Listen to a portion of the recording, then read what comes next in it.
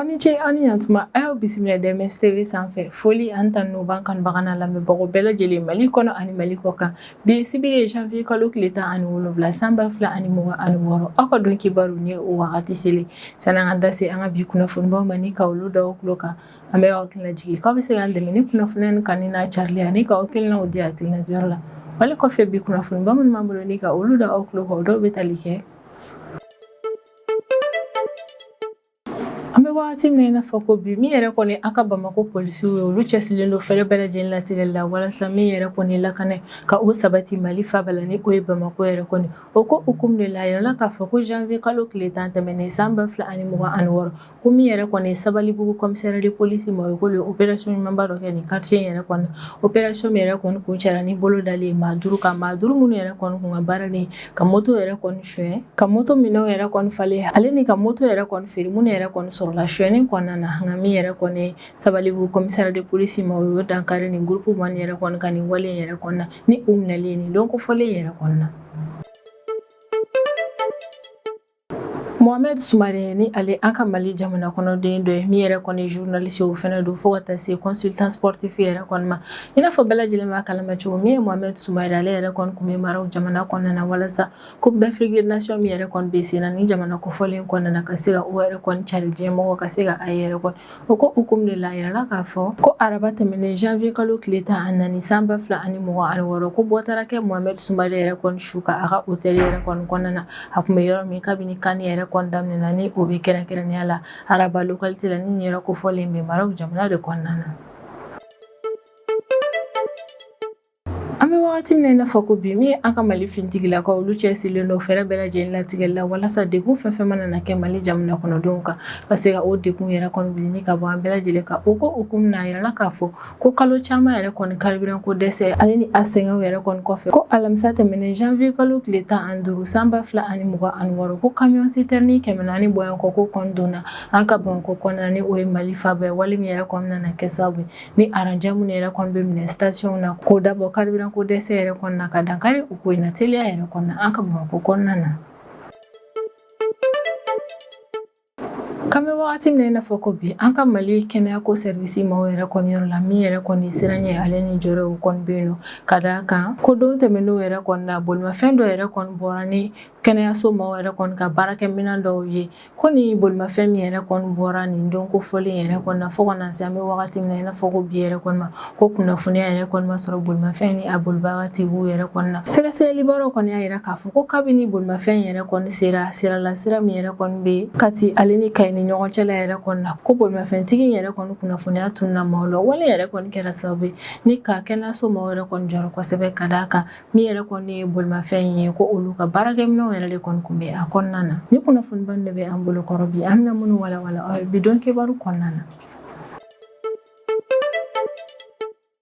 ko ka sanga ni san daminɛ ni baaraw yɛrɛ kɔni min ye Sabalibugu commissariat de police ma yɛrɛ kɔni olu ye opération ɲumanba dɔ yɛrɛ kɔni kɛ an ka Bamako kɔnɔna na ni o ye Mali faaba ye ko janvier kalo tile 10 tɛmɛnen san 2026 Sabalibugu commissariat de police ka cɛdenw yɛrɛ kɔni opération dɔ kɛ opération min yɛrɛ kɔni nana kɛ sababu ye ne ka dankari jɛkulu maa dɔw yɛrɛ kɔni ka baara la ne ni réseau man yɛrɛ kɔni kun ka baara kun ye moto suɲɛni a minɛnw falenni fo ka taa se moto suɲɛniw yɛrɛ kɔni feereli ma ko min yɛrɛ kɔni ne jɛkulu maa ninnu olu ka baara de kun ye nin ye nka Sabalibugu commissariat de police ma ka cɛsiri yɛrɛ kɔni kɛra sababu n'o ye dankari ni maa ninnu ka nin wale jugu ninnu na an ka Bamako kɔnɔna na ko ni opération in bɛɛ lajɛlen yɛrɛ kɔni ka daminɛ o y'a sɔrɔ Sabalibugu commissariat de police ma yɛrɛ kɔni kun ye kunnafoniya kɛrɛnkɛrɛnnen dɔ sɔrɔ kunnafoniya kɛrɛnkɛrɛnnen min yɛrɛ kɔni y'a yira k'a fɔ ko min ye sifinnaka jɛkulu dɔw yɛrɛ kɔni k'olu bɛ ka baara dɔw yɛrɛ kɔni kɛ bisigi a bɛ ka kɛ baara minnu yɛrɛ kɔni na ka d'a kan ko ni sifinna jɛkulu man yɛrɛ kɔni ka baara ye jumɛn o de ye ka moto pièces falen ale ni moto yɛrɛ kɔni mana na sa sɛbɛn min yɛrɛ kɔni bɛ d'i ma ni sifinnaka jɛkulu nin ka baara yɛrɛ kɔni fɛnɛ kun ye o sɛbɛn yɛrɛ kɔni falenni yɛrɛ kɔni ye k'u bɛ ka o wale in bɛɛ lajɛlen yɛrɛ kɔni kɛ moto dilanyɔrɔ dɔ yɛrɛ de kɔni kɔnɔna na ko kabini Sabalibugu commissariat de police ka cɛdenw yɛrɛ kɔni ni kunnafoniya kɛrɛnkɛrɛnnen yɛrɛ kɔni sɔrɔ u ma ko bila da kelen dala yɛrɛ kɔni o tora ni ka taa u den ka ni sifinnaka jɛkulu nin yɛrɛ kɔni bɛlɛnbɛlɛn ko ka Sabalibugu commissariat de police ka cɛdenw yɛrɛ kɔni to sifinnaka jɛkulu nin yɛrɛ kɔni bɛlɛnni yɛrɛ kɔni na u taara bɔ ni sifinnaka jɛkulu man yɛrɛ yɛrɛ kɔni dogo yɔrɔ yɛrɛ kɔni kan. O kunnafoniya in bɛɛ lajɛlen yɛrɛ kɔni sɔrɔlen commissariat de police maaw yɛrɛ kɔni fɛ u ye opération belebeleba dɔ yɛrɛ kɔni labɛn. Opération belebeleba min yɛrɛ kɔnɔ u ye fɛɛrɛ latigɛ ni ka u bolo da ni sifina jɛkulu ma nin yɛrɛ kɔni kan. Opération belebeleba in yɛrɛ kɔni kɔnɔna na min yɛrɛ kɔni Sabalibugu commissariat de police maaw ye u y'u bolo da sifinaka maa 5 yɛrɛ kɔni kan ni sifinaka maa 5 nin bɛɛ lajɛlen si bɛ bɔ san 20 de la ni ka taa bila san 23 la. Ko a wagati min commissariat de police maaw yɛrɛ kɔni bɛ u bolo da ni maa nin yɛrɛ kɔni kan o y'a sɔrɔ u b'u ka wale jugu in yɛrɛ kɔni kɛ u ka moto dilanso in yɛrɛ kɔni kɔnɔna na. Kabini commissariat de police maaw yɛrɛ kɔni u bolo da ni maa nin kan ka u to u ka wale jugu yɛrɛ kɔnɔna kɛrɛnkɛrɛnnenya la maa ninnu ka atelier in yɛrɛ kɔni kɔnɔna na min ye commissariat ka cɛdenw yɛrɛ kɔni olu ma ko bila da kelen da la u ye atelier kɔnɔna in yɛrɛ kɔni woloma ko ɲuman wolomali yɛrɛ de kɔni senfɛ polisiw yɛrɛ kɔni taara bɔ dalilu kɛrɛnkɛrɛnnenw yɛrɛ kɔni kan min ye nin maa ninnu yɛrɛ kɔni coron kosɛbɛ bolodala dalilu minnu yɛrɛ kɔni ka o dɔw ye ko sifinaka maa 5 nin yɛrɛ kɔni dɔ la kelen ka so yɛrɛ kɔni kɔnɔ polisi maa nin yɛrɛ kɔni sera ka u bolo da bolimafɛn san facture dɔw yɛrɛ kɔni ka facture minnu yɛrɛ kɔni bayɛlɛmalen don ale ni cachet dɔ maa ninnu yɛrɛ kɔni kun bɛ cachet min yɛrɛ kɔni utiliser walasa ka se k'a kɛ i n'a fɔ ko u ka moto in yɛrɛ kɔni feereli yɛrɛ kɔni tiɲɛ ka sɔrɔ moto in yɛrɛ kɔni moto suɲɛni yɛrɛ kɔni ko commissariat ka cɛdenw sera ka u bolo da u ka o cachet in yɛrɛ kɔni fɛnɛ kan ko wale yɛrɛ kɔni kɔfɛ polisiw yɛrɛ kɔni ni maa 5 ninnu yɛrɛ kɔni ni k'u t'u bɛɛ lajɛlen yɛrɛ kɔni datugu commissariat yɛrɛ kɔni kɔnɔna na maa nin yɛrɛ kɔni datuguli kɔfɛ polisiw yɛrɛ kɔni fɛ u ye maa nin yɛrɛ kɔni ta kelen kelen ni kana ɲininkaliw yɛrɛ kɔni tɛ k'u la ɲininkali tɛkunin dɔw yɛrɛ de kɔni senfɛ maa ninnu dɔ la kelen y'a yira k'a fɔ ko tiɲɛ yɛrɛ kɔni don k'ale sen bɛ ni réseau maa nin yɛrɛ kɔni ka baaraw yɛrɛ kɔni na réseau maa minnu yɛrɛ kɔni ka baara de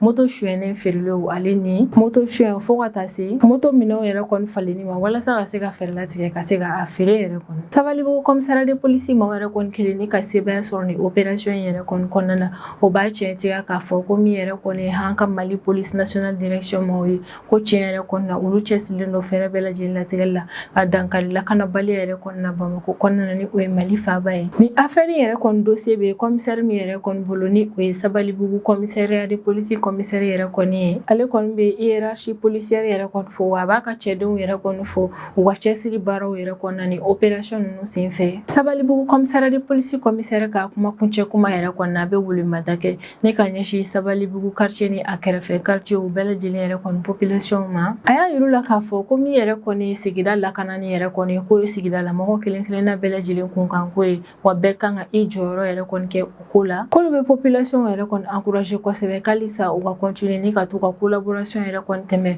u ni jamana lakana tigilamaaw ni ɲɔgɔn cɛla la walasa maa minnu yɛrɛ kɔni ka baara de ye wale jugu kɛlen jamana kɔnɔna na ka boloda olu ka wale min nana kɛ sababu ye ni basigi min yɛrɛ kɔni bɛ jamana kɔnɔna na k'o basigi in yɛrɛ kɔni to yen nɔ k'a kɔni bɛ wagati min na i n'a fɔ ko bi min ye sɛgɛsɛgɛli baaraw ye o kɔni bɛ sen na Sabalibugu commissariat de police maaw yɛrɛ kɔni fɛ halisa walasa n'o y'a sɔrɔ ni réseau in kɔnɔna na maa wɛrɛw yɛrɛ kɔni kun bɛ yen nɔ ka boloda olu kan teliya yɛrɛ kɔnɔna na ko min yɛrɛ kɔni ye ni maa 5 ninnu ye minnu yɛrɛ kɔni minɛna nin wale jugu in yɛrɛ kɔni kɔnɔna na ko ni sɛgɛsɛgɛli baara ninnu yɛrɛ kɔni banna dɔrɔn maa 5 ninnu yɛrɛ kɔni bɛ taa yira an ka kiiri tigilamaaw yɛrɛ kɔnɔna na walasa u ni ɲagili min yɛrɛ kɔni ka kan u ka se ka da u kan teliya yɛrɛ kɔnɔ nin yɔrɔ in na an bɛ foliba kɛ ni ka ɲɛsin Sabalibugu commissaire ni a ka cɛdenw yɛrɛ kɔni ma u ka cɛsiri ale n'u ka baara kɛ ko ɲuman yɛrɛ kɔnɔna ni opération in senfɛ ka d'a kan u ka cɛsiri u ka jateminɛ ale n'u ka baara kɛ ko ɲuman o yɛrɛ de kɔni kɛra sababu n'u sera ka dankari ni réseau in yɛrɛ kɔnɔna wali min nana kɛ sababu ye ni ka jamana yɛrɛ kɔni lakana tɔ sinsin kosɛbɛ. Araba tɛmɛnen janvier kalo tile 14 san 2026 min yɛrɛ kɔni ye Mohamed Soumare ni ale an ka Mali jamana kɔnɔden dɔ ye journaliste do wa consultant sportif yɛrɛ kɔni do i n'a fɔ bɛɛ lajɛlen b'a kalama cogo min ni ma ko fɔlen ale kun bɛ Maroc jamana kɔnɔna na walasa ka se ka taa a sen don Coupe d'Afrique des Nations yɛrɛ kɔni kow la Maroc jamana kɔnɔna na o ko hukumu de la a yirala k'a fɔ ko nin don ko fɔlen yɛrɛ kɔnɔna na ko bɔ taara kɛ Mohamed Soumare yɛrɛ kɔni su kan a ka hôtel yɛrɛ kɔnɔna ni o bɛ Araba localité de la ni nin yɔrɔ ko fɔlen bɛ Maroc jamana de kɔnɔna na Mohamed Soumare ka saya yɛrɛ kɔni ci laseli yɛrɛ kɔni a kɛra kabako koba yɛrɛ de kɔni diɲɛ kunnafonidilaw hali ni journaliste yɛrɛ kɔni bolo minnu kun bɛ Maroc jamana kɔnɔna na walasa ka se ka Coupe d'Afrique des Nations ja ninnu yɛrɛ kɔni cari ko in yɛrɛ kɔni kɛra kabako ko ale ni dabaliban ko yɛrɛ de kɔni olu bolo source caman kɔni y'a yira k'a fɔ ko bɔ taara kɛ Mohamed Soumare yɛrɛ kɔni su kan a ka hôtel yɛrɛ de kɔni kɔnɔna na a kun bɛ hôtel min yɛrɛ kɔnɔna na kabini a taara Maroc jamana kɔnɔna na na fo ka taa se nin don kofɔlen yɛrɛ kɔni ma ko Mohamed Sumare yɛrɛ kɔni sara lahalaya min kɔnɔna na ale ni wale min yɛrɛ kɔni kɛra sababu ne ka ni ma kofɔlen yɛrɛ kɔni bɔnɛ an ɲɛna min yɛrɛ kɔni an ka Mali autorités ye olu ma bɔ ne ka kunnafoniya laseli kɛ o kow yɛrɛ kɔnɔna fɔlɔ wa kunnafonidiso mansi yɛrɛ kɔni ma bɔ ne ka communiqué yɛrɛ kɔni kɛ ka ɲɛfɔli yɛrɛ kɔni kɛ Mohamed Sumare yɛrɛ kɔni sara lahalaya min kɔnɔna na ale ni wale min yɛrɛ kɔni kɛra sababu ne ka ni ma kofɔlen bɔnɛ an ɲɛna an bɛ wagati min na i n'a fɔ ko bi communiqué officiel foyi yɛrɛ kɔni ma kɛ o ko in yɛrɛ kɔnɔna ne ka bɔ autorité si yɛrɛ kɔni yɔrɔ la ko kabini bɔtara kɛ Mohamed Sumare yɛrɛ kɔni su kan a ka hôtel yɛrɛ kɔni kɔnɔna na ko kunnafoniya yɛrɛ kɔni carila kunnafoniya yɛrɛ kɔni carila teliya la ne ka se Maroc kunnafonidilaw ale ni an ka farafina continent jamana kɔnɔden minnu yɛrɛ kɔni kun bɛ Maroc jamana kɔnɔna na walasa ka se ka ni Coupe d'Afrique des Nations yɛrɛ kɔni ja cari diɲɛmɔgɔ ɲɛna ko kunnafoniya yɛrɛ kɔni sera olu bɛɛ lajɛlen ma teliya la wale min yɛrɛ kɔni kɛra dabalibanko ale ni siranyɛko yɛrɛ de kɔni o maa ninnu bolo kosɛbɛ farafina continent yɛrɛ kɔni kɔnɔna na kunnafonidila minnu yɛrɛ kɔni kun bɛ Maroc jamana kɔnɔna na walasa ka se ka nin kani yɛrɛ kɔni ja cari diɲɛmɔgɔ ka se ka ye olu bɛɛ lajɛlen kɔni y'a yira k'a fɔ k'an bɛ wagati min na i n'a fɔ ko bi k'olu dusuma kasilen yɛrɛ kɔni don ka sanga ni Mohamed Sumare yɛrɛ kɔni ka sa ye ka d'a kan ko nin ma kofɔlen yɛrɛ kɔni ye maaba yɛrɛ kɔni ye kunnafonidiko la an ka farafina continent kɔnɔna na i n'a fɔ bɛɛ lajɛlen b'a kalama cogo Mohamed Sumare jɔdaba yɛrɛ kɔni kun bɛ ale la an ka jamana kunnafoni cari ale ni an ka jamana farikolola ɲɛnajɛ kow yɛrɛ kɔnɔna an ka Bamako stade malien maaw yɛrɛ kɔni kun ka officier de média kun don wa ligue professionnelle malienne maaw yɛrɛ kɔni kun ka jabarani ale ni u ka kunnafoni cari yɔrɔ yɛrɛ kɔni responsable marketing fɛnɛ kun don maa dɔ min yɛrɛ kɔni kun kanunen don kosɛbɛ wa kun bɛ analyse min yɛrɛ kɔni kɛ an ka jamana farikolola ɲɛnajɛ kow yɛrɛ kɔnɔna o kun ka di maaw ye kosɛbɛ ka d'a kan analyse min yɛrɛ kɔni kun ka ɲi wala de kɔni kɛra sababu ye ne ka ni maa in yɛrɛ kɔni kanu don maa caman dusukun na wa maa yɛrɛ kɔni kun don min kun cɛsirilen yɛrɛ kɔni don Mali ale ni farafina continent yɛrɛ kɔni farikolola ɲɛnajɛ yɛrɛ kɔni ɲɛtaga baaraw yɛrɛ kɔnɔna an kɔni bɛ wagati min na i n'a fɔ ko bi n'o y'a sɔrɔ sɛgɛsɛgɛli baaraw yɛrɛ kɔnɔna na dayɛlɛ walasa Mohamed Sumare yɛrɛ kɔni sara lahalaya minnu kɔnɔna na ka se ka o yɛrɛ kɔni don an kɔni tɛ kunnafoniya kalama o kow yɛrɛ kɔnɔna nka don n'a nataw la n'an ye kunnafoniya sɔrɔ nin ko in na an bɛ na olu da aw tulo kan nin yɔrɔ yɛrɛ kɔnɔna an bɛ dugawu de kɛ banbagatɔ yɛrɛ kɔni k'Ala ka baara wɛrɛ dali nɔgɔya ye kalo caman tension yɛrɛ kɔni kɔfɛ k'o dabɔ carburant ko dɛsɛ yɛrɛ kɔni na an ka Mali jamana kɔnɔna yirala k'a fɔ ko alamisa tɛmɛnen janvier kalo tile 15 san 2026 ko min yɛrɛ kɔni ye camion citerne convoi dɔ ye ko caman yɛrɛ kɔni donna an ka Bamako kɔnɔna na wale min nana kɛ sababu yɛrɛ kɔni ni carburant ko dɛsɛ min yɛrɛ kɔni bɛ Bamako kɔnɔna na ka camanba yɛrɛ de kɔni bɔ o la maa caman y'a yira k'a fɔ ko alamisa don janvier kalo tile 15 san 2026 ko camion citerne convoi minnu yɛrɛ kɔni donna an ka Bamako kɔnɔna na ko bɛrɛ tɛ o jɛ camion citerne 400 yɛrɛ kɔni na ni o camion citerne ba minnu yɛrɛ kɔnɔna na an ka Bamako kɔnɔna na o kɛ kun yɛrɛ de kɔni ye walasa carburant ko dɛsɛ ale ni o degun min kun bɛ Mali jamana kɔnɔdenw yɛrɛ kɔni kan ka camanba yɛrɛ de kɔni bɔ ko in na Bamako kɔnɔna na ni camion citerne convoi ba yɛrɛ kɔni bɛ na wagati dɔ la o y'a sɔrɔ an ka jamana sɔrɔ ko ale ni lakana ko yɛrɛ kɔni o ko kisa ka gɛlɛn kosɛbɛ ni o ko in yɛrɛ kɔni na min ye logistique ye o ko gɛlɛya bɛ an na ni fɛnɛ ye carburant ko pression yɛrɛ kɔni o fɛnɛ yɛrɛ kɔni bɛ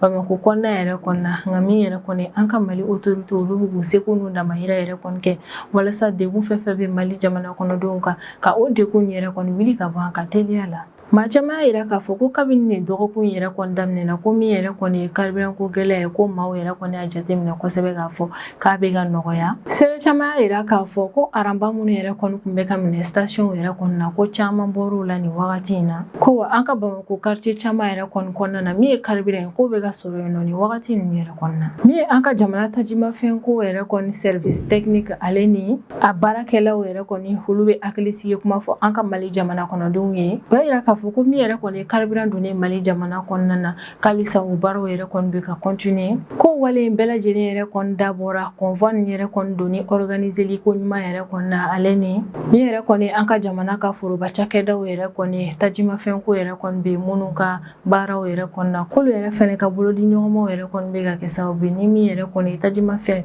o donni yɛrɛ kɔni bɛ continuer an ka Mali jamana kɔnɔna na maa caman kɔni y'a yira k'a fɔ ko n'i y'a ye tajimafɛn o kɔni bɛ ka don jamana in kɔnɔna na sanga ani wagati ko o ko yɛrɛ kɔni da bɛ ka bɔ an ka Mali finitigilakaw ka cɛsiri de la kosɛbɛ ka d'a kan kan bɛ wagati min na i n'a fɔ ko bi min an ka Mali finitigilakaw olu le cɛsirilen don siraw yɛrɛ kɔni lakanali la sira minnu yɛrɛ kɔni na camion citerne convoi ninnu bɛ tɛmɛ yen fɛ ko min yɛrɛ kɔni an ka jamana autorités yɛrɛ kɔni olu fana bɛ ka u sen don jamana yɛrɛ kɔni ka carburant ko in na ko yɛrɛ de kɔni bɛɛ lajɛlen bɛ ka kɛ sababu ye ni tajimafɛn ko yɛrɛ kɔni bɛ ka nɔgɔya kosɛbɛ an ka jamana kɔnɔna na ka sanga ni tajimafɛn ko yɛrɛ kɔni donni an ka jamana kɔnɔna na ɲɛtaga donni o baaraw yɛrɛ kɔni na min yɛrɛ kɔni ye centre de coordination et de gestion des crises mɔgɔ ni o ye SECOGEC yɛrɛ kɔni olu bɛ bɔ ni ka dénonceli yɛrɛ kɔni kɛ k'a yira k'a fɔ k'an bɛ wagati min na i n'a fɔ ko bi k'an ka bɔlɔlɔsiraw yɛrɛ kɔni kan ko kunnafoni kolonw yɛrɛ kɔni bɛ ka cari yen kosɛbɛ SECOGEC mɔgɔw yɛrɛ kɔni ka kɔrɔfɔ yɛrɛ kɔni na k'a ŋunuŋunu kuma minnu yɛrɛ kɔni bɛ ka cari an ka bɔlɔlɔsiraw yɛrɛ kɔni kan bɛ wagati min na i n'a fɔ ko bi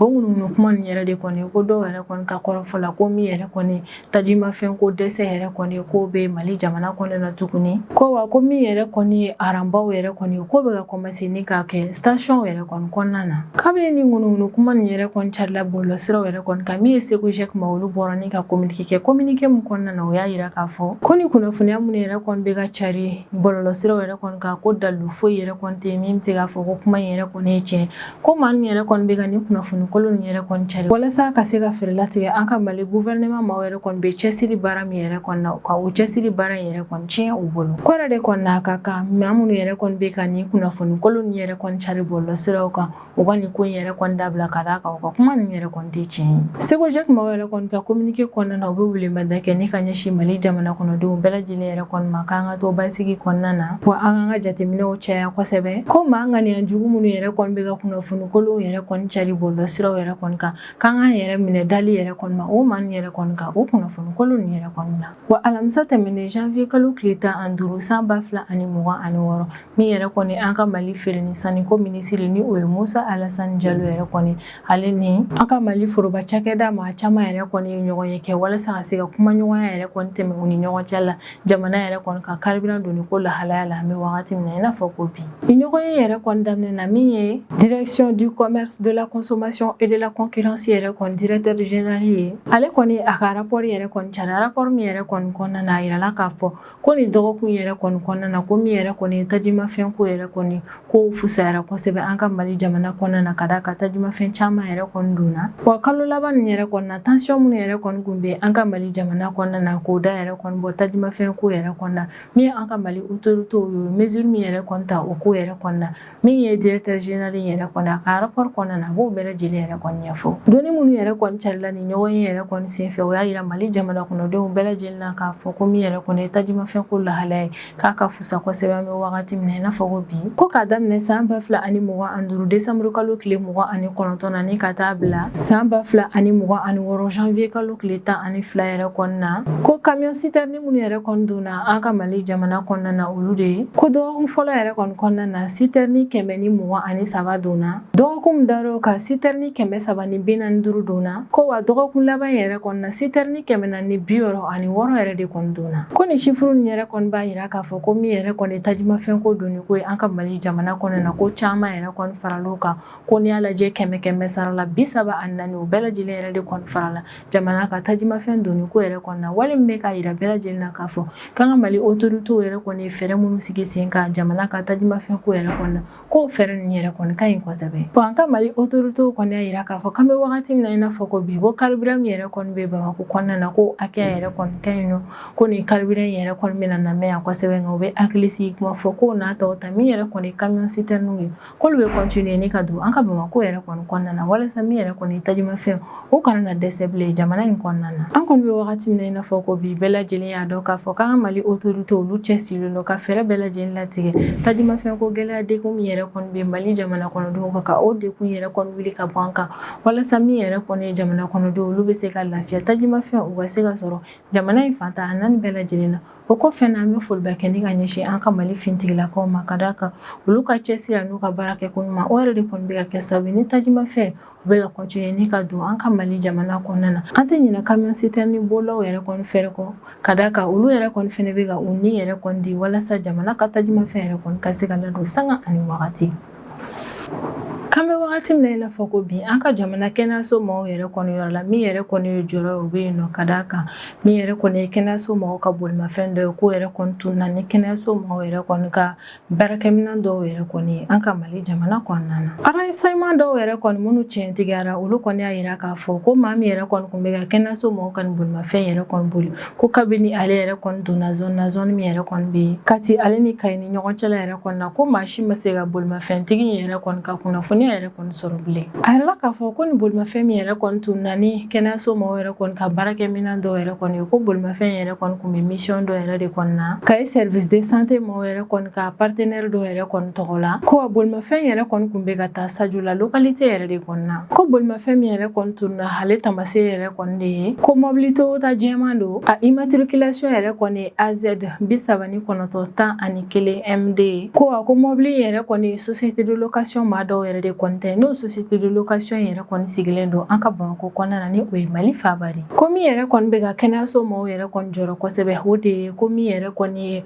bolimafɛn in bolibaga ye ko kabini janvier kalo tile 10 tɛmɛnen san 2026 ale ma ye wa a tɛ ka telefɔni yɛrɛ kɔni ta n'a welela ko kabini bolimafɛn yɛrɛ kɔni donna zone min yɛrɛ kɔni bɛ Kati ni Kayi région yɛrɛ kɔni ɲɔgɔn cɛla la ko maa si yɛrɛ kɔni ma bolimafɛn bolila yɛrɛ kɔni kunnafoniya sɔrɔ o kɔfɛ ko sira min dun yɛrɛ kɔni bɛ Kati ale ni Kayi région yɛrɛ kɔni ɲɔgɔn cɛla la o ye sira kɛrɛnkɛrɛnnen dɔ yɛrɛ kɔni ye ni sira kofɔlen nin yɛrɛ kɔni na ka kan bɛɛ lajɛlen yɛrɛ kɔni k'i ka jateminɛw yɛrɛ kɔni caya kosɛbɛ ka d'a kan min ye lakanabaliya o bɛ nin yɔrɔ kofɔlen in na o yɛrɛ de kɔni kɛmɛ sababu ye ni ka maaw yɛrɛ kɔni jɔrɔ kosɛbɛ min yɛrɛ kɔni ye kɛnɛyaso mɔgɔw ye olu bɛ ka welewada kɛ ni ka ɲɛsin jamana kɔnɔden bɛɛ lajɛlen yɛrɛ kɔni ka jateminɛ ma ko maa minnu yɛrɛ kɔni bɛ tɛmɛ siraw yɛrɛ kɔni na ni o ye sennamatigiw fo ka taa se bolimafɛntigiw ma k'a laɲininen don u fɛ n'u yɛrɛ kɔni ye mobili dɔ jɔlen yɛrɛ kɔni ye sira la sira min bɛ bɔ Bamakɔ ni ka taa Kayi région yɛrɛ kɔni kɔnɔna na mobili min yɛrɛ kɔni ye kɛnɛyaso mɔgɔw ka mobili in bɛɛ lajɛlen tamasire yɛrɛ kɔni ye kelen ye k'a laɲininen don u fɛ u k'u teliya joona ni ka gɛrɛ an ka Mali lakanako maaw yɛrɛ kɔni yɔrɔ la ni o ye gendarmerie walima polisi maaw de ye ko min fɛnɛ population locale maaw yɛrɛ kɔni a laɲininen don olu fɛ k'u k'u ka jateminɛw caya kosɛbɛ u b'u hakili to u yɛrɛ la n'u ye bolimafɛn dɔ jɔlen walima a fililen yɛrɛ kɔni ye kungo kɔnɔna na walima jida kɛrɛfɛlaw yɛrɛ kɔni na sira in yɛrɛ kɔni sanfɛ k'a laɲininen don olu yɛrɛ kɔni fɛnɛ fɛ k'a laɲininen don olu yɛrɛ kɔni fɛnɛ fɛ